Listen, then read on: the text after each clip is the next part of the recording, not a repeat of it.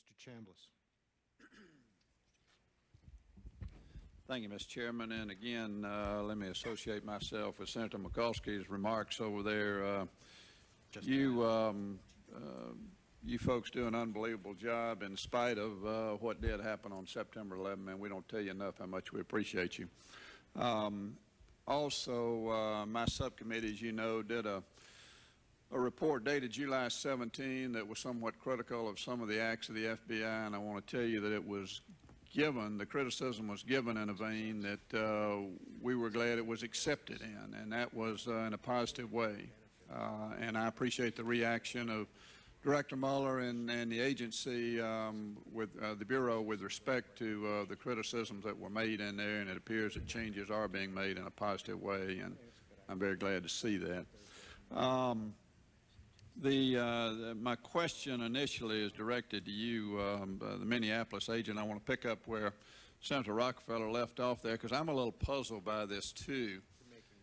The mindset of the FBI at that point in time is where our criticism in our report was directed, and that is that the mindset was more of an investigate and prosecute mindset versus a disrupt and interrupt. If this was such a priority matter, and I hear from you as well as headquarters agent that was the case, the Moussaoui case was a matter of very much priority. I don't understand why your reaction would have been, if we can arrest him on what really was a fairly minor violation, why you would do that as opposed to putting him under surveillance in hopes that you might pick up on something down the road. That seems to be a much better action to have taken. Now, I realize it's easier for me to sit here today and say that, but I'm just wondering why that would have been your mindset at that time. And let me ask the follow-on, or in your answer, if you would just address this.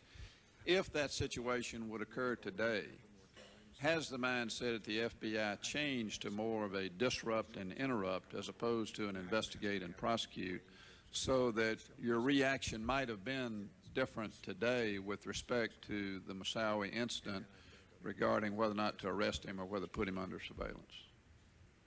Well, respectfully, sir, I believe that the policy that we took that day, or the practice we took that day to arrest him, was designed to disrupt and interrupt any further actions that he could do in furtherance of his plan. And that was why the decision was made.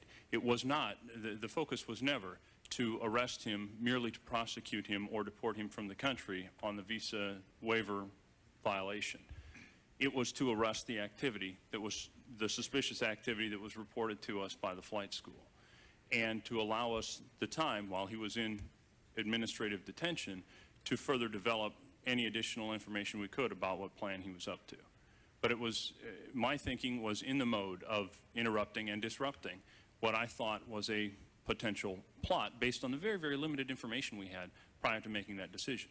And the information we had was prior to really going too far into the case. Okay. To headquarters agent, is there ever any situation where, when you receive information like the Phoenix EC, where you've got, in my state, for example, we got 159 counties. We got headquarters, FBI headquarters in Atlanta, and we got several field offices out there, but really you don't have the manpower to go into all 159 counties and check every flight school. Is there such a relationship with, well, between the FBI and local law enforcement officials, like the 159 sheriffs in Georgia, where you could have simply called on those sheriffs to go check flight schools? And I'm asking this more for the future as opposed to what happened there, but is there some kind of relationship there that y'all have with those folks that you could get that kind of assistance?